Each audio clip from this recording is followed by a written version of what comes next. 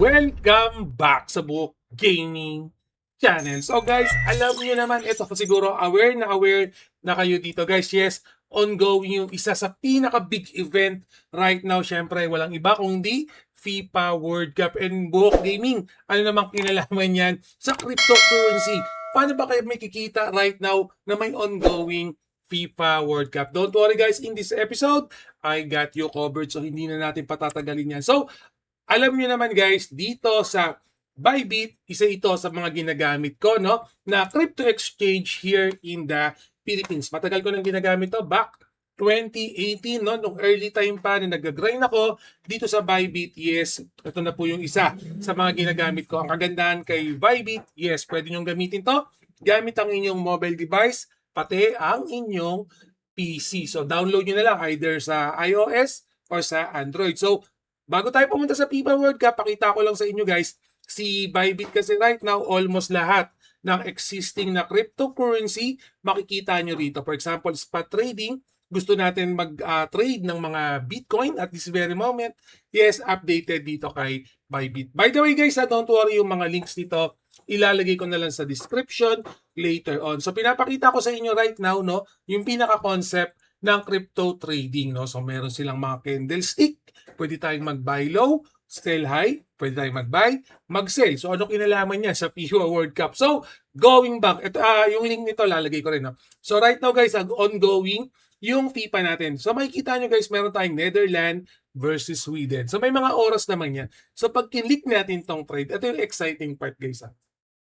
Pag kinlik natin yung trade, yes, pwede tayong mag-predict dito. Pero yung pinaka-concept nila, kung mapapansin nyo, is similar sa cryptocurrency. So ang kagandahan guys, yes, check natin. Okay, pwede natin i-analyze. Especially sa mga nasa intermediate level na pagdating sa crypto trading, alam ko, hindi na kayo mahihirapan dito. Pero to cut it short lang din, kahit sa mga newbie dyan, okay, napaka-basic lang yan. Kahit natignan nyo lang tong, alis ko lang to. Kahit tignan nyo lang dito no, Netherlands tsaka Sweden. Kasi ako mismo, akong pinapanood ko to, medyo yamado yung Sweden dito. Point of view ko to, analysis namin to, medyo yamado yung Sweden dyan. Kasi nga, meron dalawang main or starting players si Netherlands right now na may injury.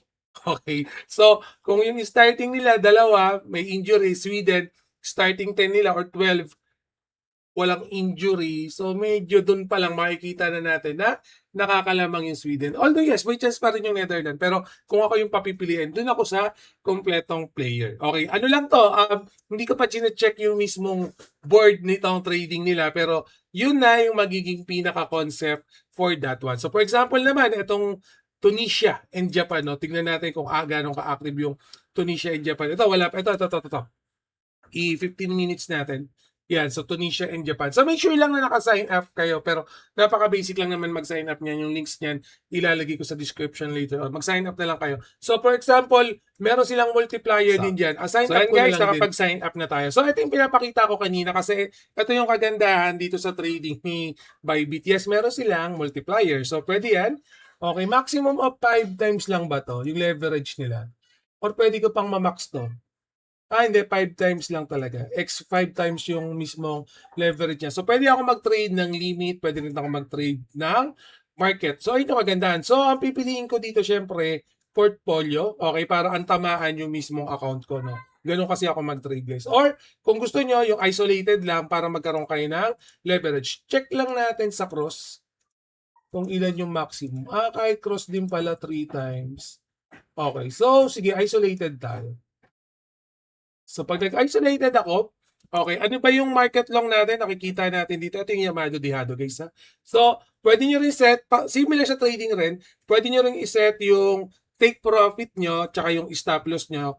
Bahala kayo kung anong gawin yung diskarte. Hindi ko nabibigyan ng in-depth yan, pero marami naman tayong tutorial dyan. Pwede nyo ibahin yan. And then, for example, from here on, pag nagpumili kayo long, yung mga transaction nyo, dito nyo makikita. Okay, transaction history nyo, dito nyo makikita. So, etong prediction market na to, etong setup na to, more or less guys, makikita natin na ang kagandahan, almost similar talaga siya sa crypto trading. So kung familiar talaga kayo sa crypto trading, madali nyo lang tong magigets, no? So kung hindi pa, baguhan pa lang kayo, don't worry. Dito sa Book Gaming Channel, nag-upload kami ng mga bagay-bagay about cryptocurrency, basic tutorial sa mga newbie dyan about trading. So I got you covered. So make sure na lang mag-subscribe kayo. Especially right now, may mga ganitong event na kahit ako mismo, kunwari wala akong alam, no? Hindi ko kabisado tong crypto trading.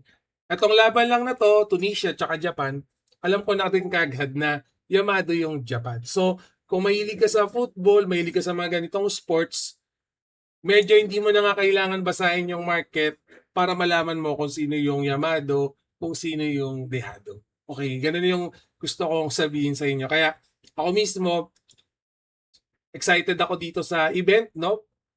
Ni Bybit. So meron naman dito nakalagay yung mga step-by-step guide nila, yung frequently asked question dun sa USDT nyo. Kasi pag nag-convert pala kayo sa spot, pakita ko lang saglit guys. Make sure na yung spot nyo, for example, ito wala kasing laman, yung spot nyo, ilalagay nyo dito sa trading nyo kasi ibang wallet yung gagamitin nyo. Pero same wallet pa rin naman yan, pero kumbaga, ibang bracket rather, no, yung gagamitin nyo. So, frequently asked question, ito, how do I read the contract symbol? So ito guys, ito yung kanina kong inaano. Yung mga bansa kasi, pag umano kayo, yung sa graph, makikita nyo kasi for example, yung Japan, JPN lang. Okay, so baka malito kayo dyan, especially kung hindi kayo familiar dun sa mga bansa. For example, nabasa nyo, NLD, so Netherlands pala yun. So make sure na pag nalilito kayo, i-google nyo na lang din para, kasi madaming bansa yan guys eh. Kung hindi kayo familiar, i-google nyo na lang yan. No? What does the contract price represent? Ito nakalagay diyan. Below 10 suggest the advantage. Ito, basahin nyo na lang pero hindi na natin isa-isa yan.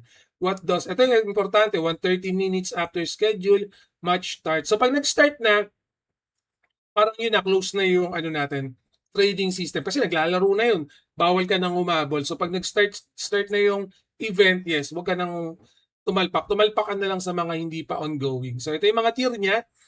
Make sure na pabasa na lang din yung mga tier niya yan. Right?